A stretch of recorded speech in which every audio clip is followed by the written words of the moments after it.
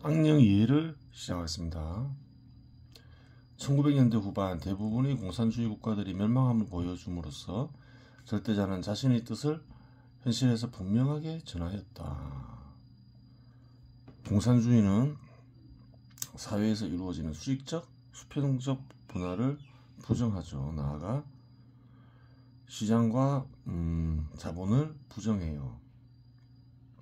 이러한 것들은 다 절대자의 뜻이라고 얘기를 했죠. 즉 절대자의 뜻에 반하는 생각과 행위를 하는 이들이 공산주의 사회주의자들이라는 거예요. 사회를 이루어지게 하는 섭리에 반하는 존재는 죽음과 빈곤, 절망 외에는 없다라는 뜻이 역사 속에서 전해진 절대자의 명백한 말씀입니다. 멸망함을 보여주면서 천벌을 받은 거죠, 쉽게 얘기해서. 그리고 공산주의와 사회주의라는 우상을 섬기면 그 사회를 멸망시키겠다라는 뜻 역시 명백히 전달하고 있다. 역사 속에서 다 얘기하고 있어요. 다 가르쳐주고 있죠. 안 듣고 안 보려고 해서 그렇지 누구나 쉽게 확인할 수 있어요. 그럼에도 불구하고 여전히 악령에 사로잡힌 인간들은 공적 영역과 사적 영역을 합쳐 선천적으로 이루어지는 수직적, 수평적 분할을 파괴하려 하고 나아가 시장이나 자본을 발전시키려 하지 않고 오히려 파괴하면서 절대자와 대적하는 일을 벌인다. 어떤가요? 그러한 일이 범죄인가요? 범죄가 아닌가요? 굉장히 큰 범죄이죠. 결국 그 사회는 죽음과 가난에 시달리고 절망에 시달리고 인구의 상당수가 굶어 죽고 그러죠. 굉장히 큰 범죄예요. 악령 초반에 공산주의자나 사회주의자는 교화하거나 죽이라고 했죠. 그 이유가 있는 거예요. 그 굉장히 큰 범죄이기 때문에 그래요. 그런 얘기를 하는 거예요. 살인보다 더 개인적으로 저지른 살인보다 더 큰 범죄이죠. 2000년대에 사회주의에 입각한 포퓰리즘을 실현한 베네수엘라가 대표적인 얘기다. 물론 결과는 동일하다. 끊임없이 확인이 된다는 거예요. 역사 속에서. 유엔은 살인적인 물가와 생필품 부족으로 2015년 이래 약 300만 명에 달하는 베네수엘라 국민들이 조국을 떠났다고 발표했다. 베네수엘라는 부국이었는데 산유국이죠. 사회주의 정책을 실행했죠. 그 결과 어떤가요? 가난에 시달리죠. 12명 중 1명꼴이다. 베네수엘라를 떠난 이들은 주로 콜롬비아와 페루로 향하고 있다. 콜롬비아는 약 100만 명의 베네수엘라인들을 수용하고 있으며 2021년까지 이 숫자는 약 400만 명까지 증가할 것으로 보인다. 이어 페루 50만 명, 에콰도르는 22만 명, 아르헨티나는 13만 명, 칠레는 10만 명, 파나마는 9만 4천 명, 브라질은 8만 5천 명을 수용하고 있다. 나라를 떠날 수밖에 없는 거죠. 생존이 불가능해지니까 먹고 살 수 있는 생존 수단이 결핍되니까 그런 현상이 벌어지는 거죠. 현재 베네수엘라에서는 마두로 정권의 핵심 지지층이 아니면서 일상생활이 불가능할 정도여서 적지 않은 베네수엘라 여성이 주변국에서 매춘을 하며 남성이나 청소년들은 매혈을 해서 가족을 먹여 살리는 것으로 알려졌다. 사실이죠. 어떤 일이 벌어지고 있냐.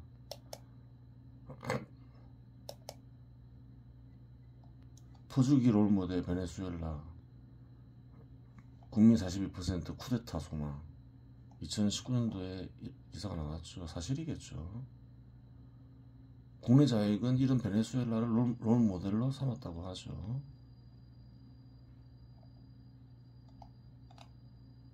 (2000년대) 중반 무렵 국내 자익은 베네수엘라에서 우고 차베스라는 좌익 포퓰리즘 정치인이 장기 집권하면서 나라를 거들내는 모습을 보여주며 한국의 롤 모델이라는 식으로 말했다. 국내 자익 인사들은 독재를 그렇게 독재의 거부감을 가진 이들은 아니에요. 그런 이들이 민주운동했다고 하는데 독재의 거부감을 느껴서 그런 활동을 한 게 아니면 알 수 있는 거예요. 차베스라는 독재자를 롤 모델로 삼고 그런 이들을 보면 또 북한의 최고 지도자 뭐 김일성이든 김정일이든 그런 이들을 추종하는 이유가 있는 거예요. 하여간 어떻게 돼버렸냐. 북인 베네수엘라는 끔찍해졌죠. 그래, 베네수엘라 가난 때문에 살 수가 없어서 나라를 떠나게 되고, 적지 않은 베네수엘라 여성이 주변국에서 매춘을 하고 남편의 소년들은 매여를 해서 가족을 먹여 살리고 있었죠. 지금 뭐 큰 차이 없겠죠. 그렇게 되는 거예요. 천벌이죠.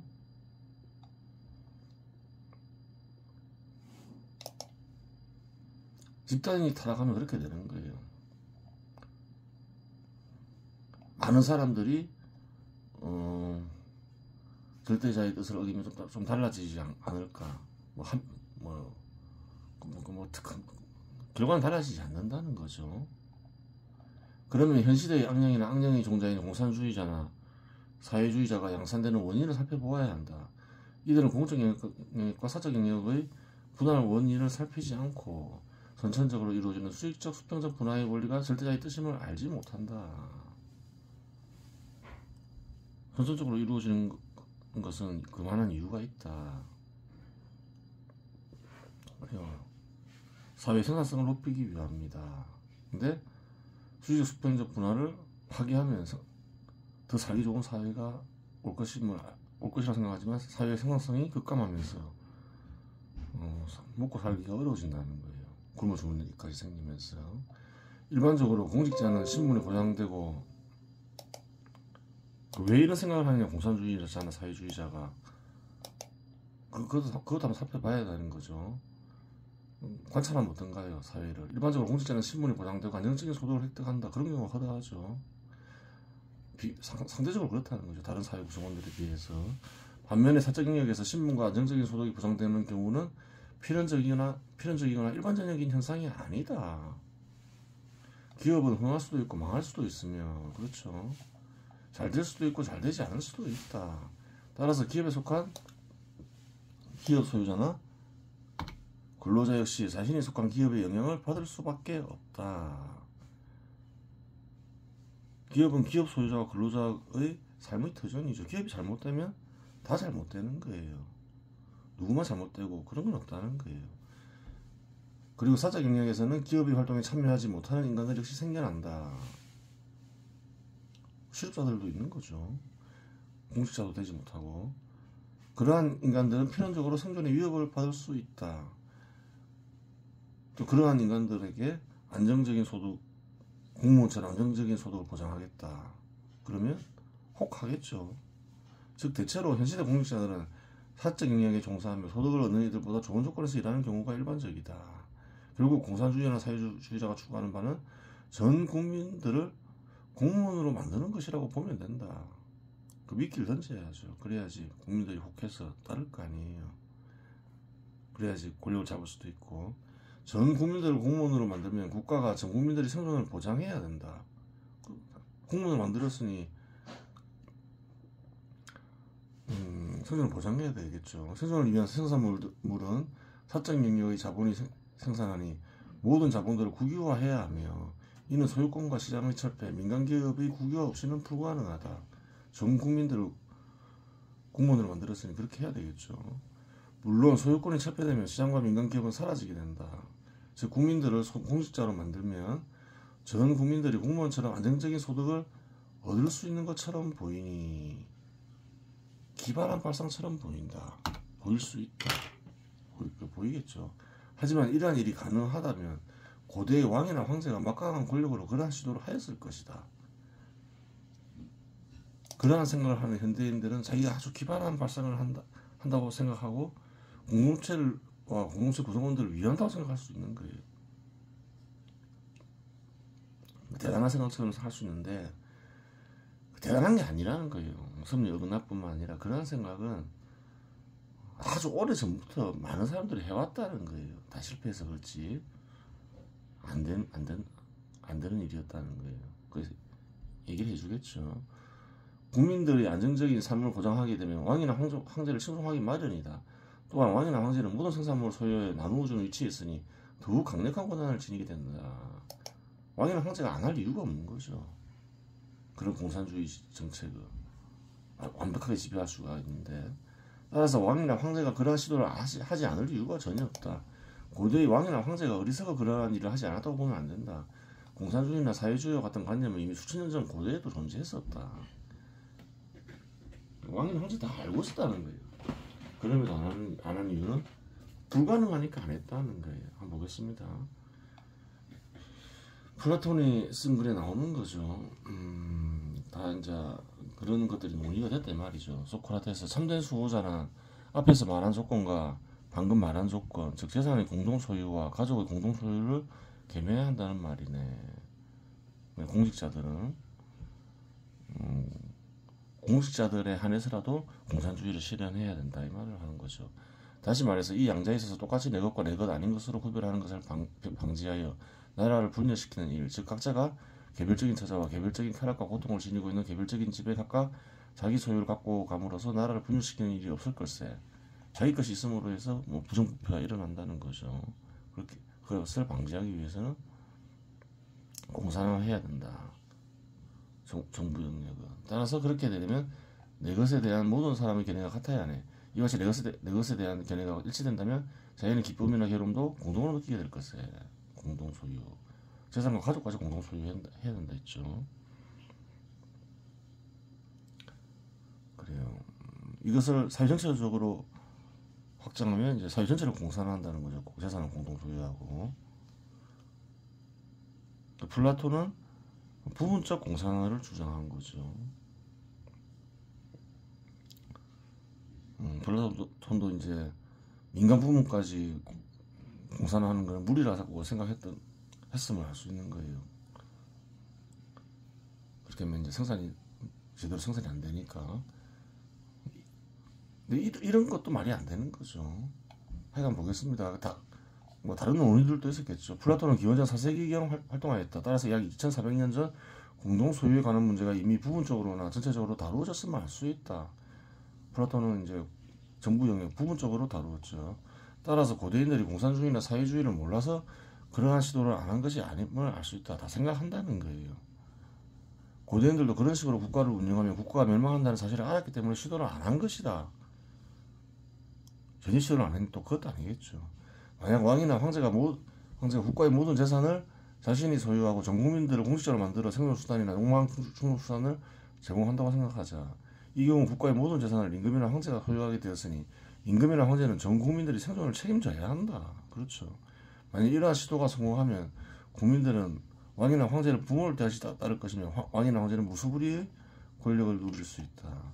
하지만 그것이 불가능하다면 모든 책임은 왕이나 황제에게 돌아간다.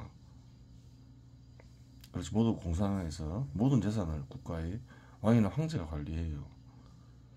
모든 생산도 왕이나 황제가 책임지고 다 먹여 살려야 되죠.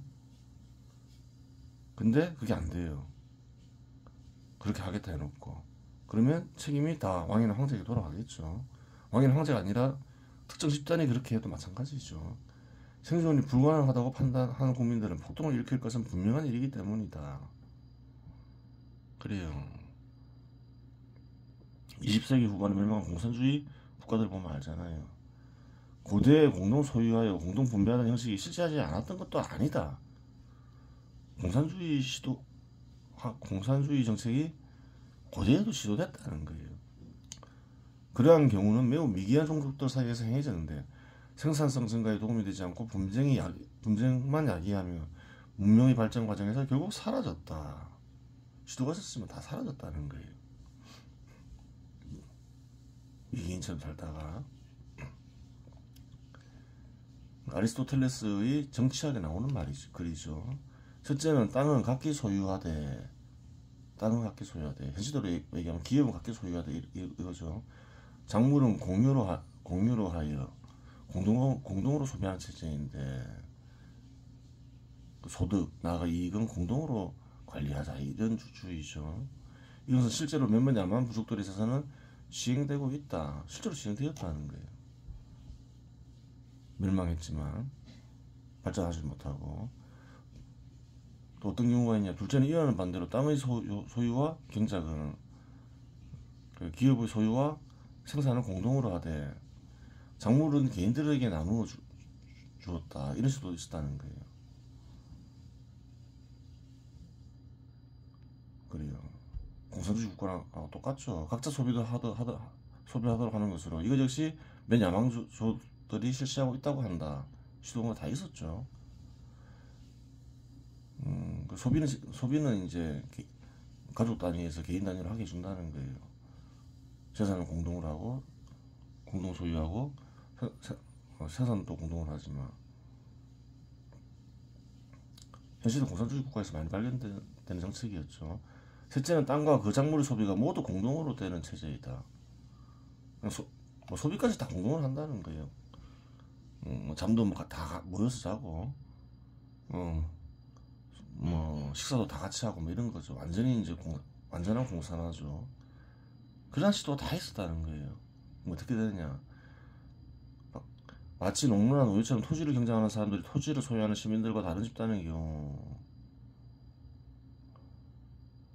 문제는 이와 좀 다르게 용이할 것이다. 또 농노나 노예 어떤 신분제도에서 하층 신분의 사람들의 문제는 약간 좀 다를 수 있다 이렇게 얘기하는 거죠. 그러나 토지를 소유하는 시민들이 동시에 그 토지의 경작자인 경우에 재산의 문제는 매우 큰 곤란을 야기할 것이다.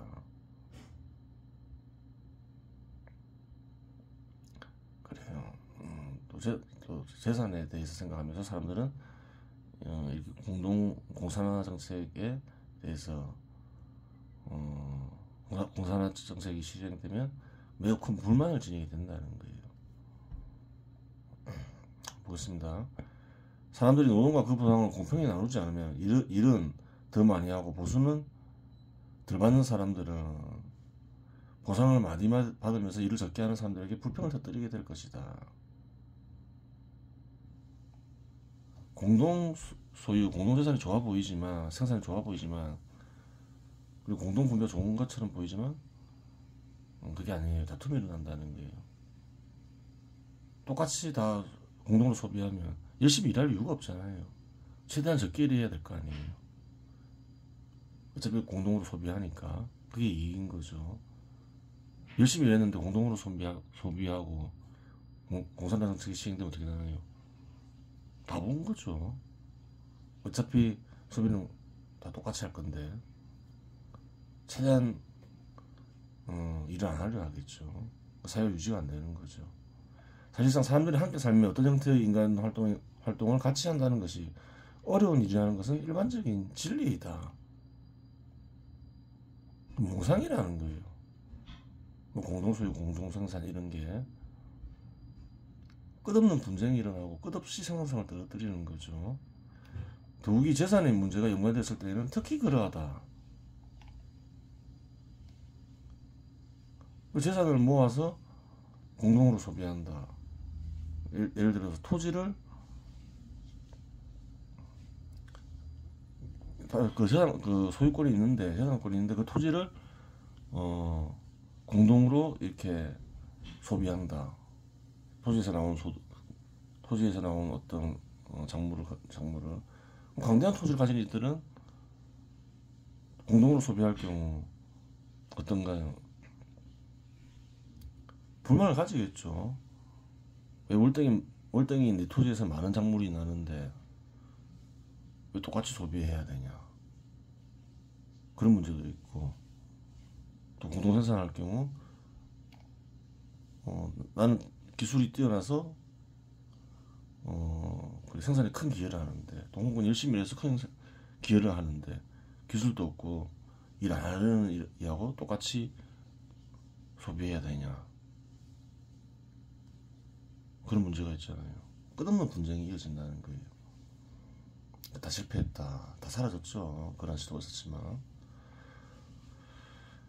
고대에 공유하는 방식도 여러 가지가 있었고 여러 방식에 대한 시도가 있었음을 알 수 있다. 하지만 어떠한 방식이든 분배상의 정의가 어긋나게 되면 분란이 발생한다고 아리스토텔레스는 말하고 있다.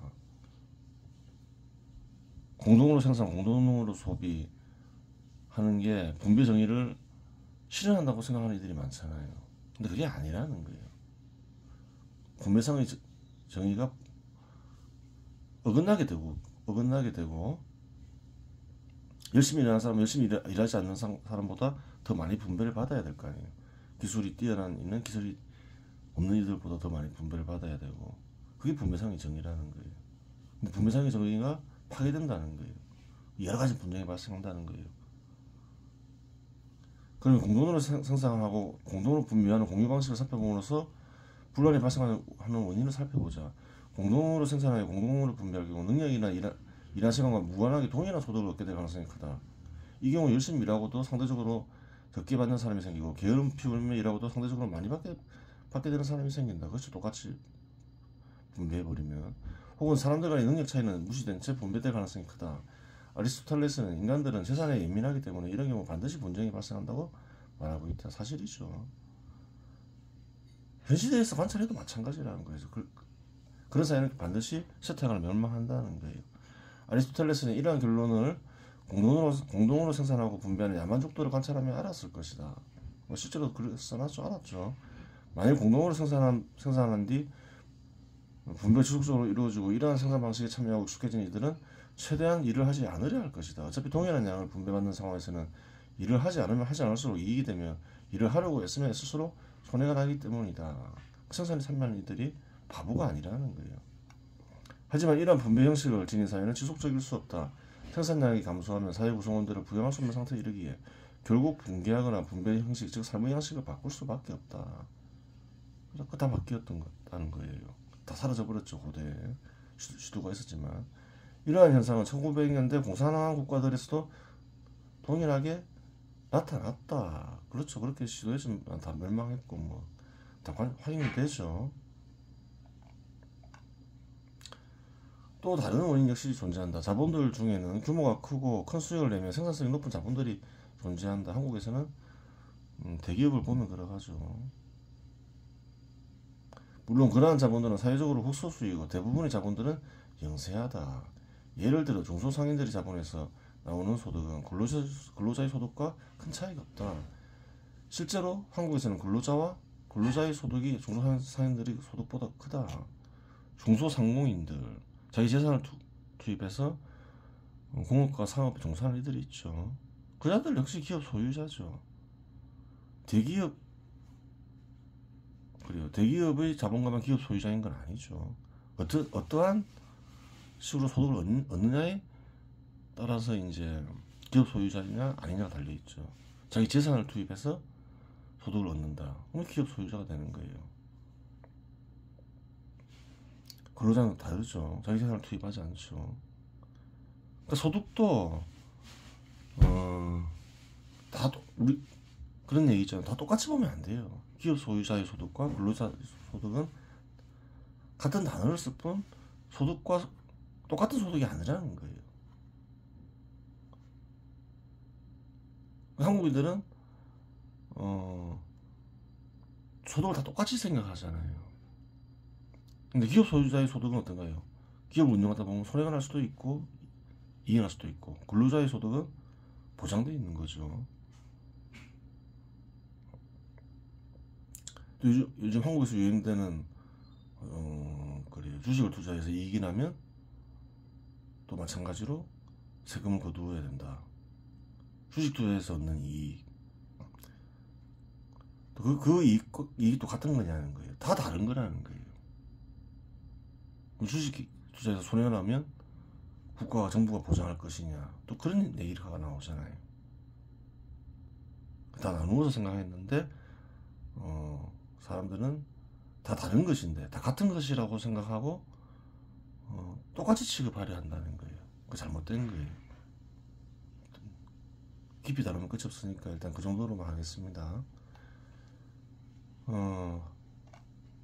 기업 소유자는 악으로 보는 경향이 있죠. 근로자는 선으로 보고 공산주의 사회자 그렇죠.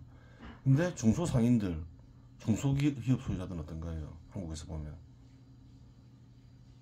근로자보다 소득이 더 안 좋아요. 더 낮아요. 2018년 보면 근로자 가구의 월 소득은 평균 소득은 500만 원 가까이 되는데 근로자의 가구는 370만 원밖에 안 돼요.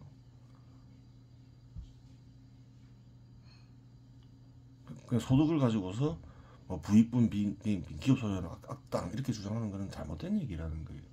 아주 성공한 기업 소유자를 보고서 그런 얘기를 하겠죠.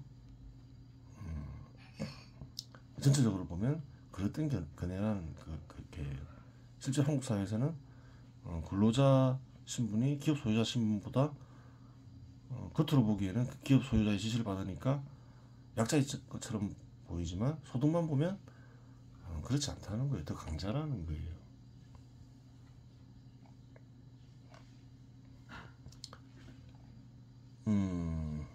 그래요. 공산주의자나 사회주의자는 전체 자본의 상태를 보지 않고 규모가 일정 크기 이상의 자본만을 문제 삼는다. 크기가 아주 커서 성공한 기업 소유자는 악당이냐? 그렇게 보면 안 된다는 거예요. 대부분 힘든데 그 중에 성공한 이들이 이제 큰 기업 소유자가 되고 큰 소득을 얻는데 그래요. 성공했다 해서 크게 성공했다 해서 싹으로 모는 것은 굉장히 잘못된 태도인 거죠. 즉 그러한 자본들의 자본과 즉 기업 소유자의 소득과 재산, 기업 소유자의 행위를 지적한다. 기업도 규모가 커지면 인원수가 많아지고 수익적 수평적 분화가 일어난다. 윤리의식이 약한 사회에서 높은 위치에 있는 이는 낮은 위치에 있는 이를 업신여기고 괴롭힐 수 있다. 신분제도의 잔재가 완전히 사라지지 않은 것이겠죠. 인간의 선천적인 특징일 수도 있고, 물론 이러한 현상은 현 시대에서만 일어난 것은 아니고 수직적 수평적 분화가 이루어지는 고대에도 흔히 발생했던 일이다. 그러하기에 예수도 다음과 같이 말한 것이다. 항상 이제 문제가 되죠. 높은 위치에 있는 사람이 낮은 위치에 있는 사람을 괴롭히는 일은 너희는 이 작은 이들 가운데 하나라도 업신여기지 않도록 주의하여라. 내가 너희에게 말한다. 높은 위치에 있다고 낮은 위치에 있는 사람은 업신여기지 말라 그러죠. 하늘에서 그들의 천사들이 하늘에 계신 내 아버지의 얼굴을 늘 보고 있다. 이게 무슨 말이냐? 그들의 천사들이 내 아버지 신을 얘기하는 거죠. 절대자 다 꼰지르고 있다. 업신여기면 그렇게 얘기하고 있는 거죠. 항상 그러고 있다는 거예요. 예수도 뭐 많은 걸 예수도 많은 것을 알고 있죠. 그들의 천사는 뭔가요? 의식을 잊게 하는 존재. 그래요. 영혼을 가리키겠죠. 그래요. 하늘은 마음을 가리키고 마음에는 절대자가 깃들어 있으니까 그래요. 신권을 통하고 있는 거죠. 그 예수도 많은 걸 알고 있었어요. 늘 꼰지르고 있다는 거예요. 그 업신여기지 말라는 거예요.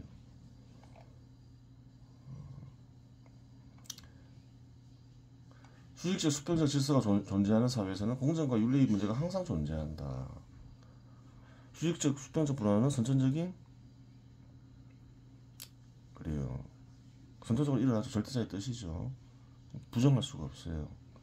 그럼에도 불구하고 신분제도를 부정해요. 신분제도를 부정하게 되면 뭐가 중시될까요? 공정이 중시되는 거죠. 누구나 높은 지위와 높은 소득은 원할 거 아니에요. 누구나 사회구성원이라면 누구나 그래요. 실력만 갖추면 상대적 실력이겠죠. 높은 위치와 많은 소득을 거둬야 될 거 아니에요. 공정이 중요하게 된다는 거예요. 세습 인정 안 되는 거죠. 한국에서는 공정이 많은 사람들에서 가장 중요한 윤리처럼 여겨지는 거죠. 중요한 가치처럼 여겨지는 거죠. 그 신분제도를 부정하니까 윤리 역시 중요해지는 거죠. 업신여기고 막 괴롭히고 그러면 안 되는 거죠. 공정과 윤리는 과거에 비해서 현 시대가 어떤가요? 훨씬 더 중요해진 거죠. 왜? 신분제도를 부정하게 되니까. 수직적 수평적 분화는 심화되고 중요한 거예요. 현 시대에만 그러한 것이 아니라 고대부터 그래 했다. 고대에도 그런 말들이 나오는 거죠. 현 시대는 훨씬 중요해졌단 말이죠. 이글러스니는 수천 년간 존재했지만 경시되고 해결되지 않은 문제가 공론과 윤리 문제이기도 하다. 업신여김의 문제 이런 것도 윤리적인 문제인데 그러지 말았죠. 예수도 다 신한테 일러가지고 나중에 벌 받는다고. 물론 고대에 비하면 많이 향상되었다. 조선 후기 고부군수 조병과 같은 사람들은 없지 않은가. 많이 나아지고 있어요. 그 시방 지배 시대 제도가 도입되면서 신분 제도가 부정되면서 여전히 그런 문제가 완전히 사라지진 않았지만 많이 예전에 비하면 고대에 비하면 많이 좋아졌죠. 조병갑의 형태에 대해서 봤죠. 그래요. 윤리 파탄 현상을 보이죠. 수탈하면서 부정부패하고 그런 걸 예전에 살펴봤죠. 이번 시간에서 마치겠습니다.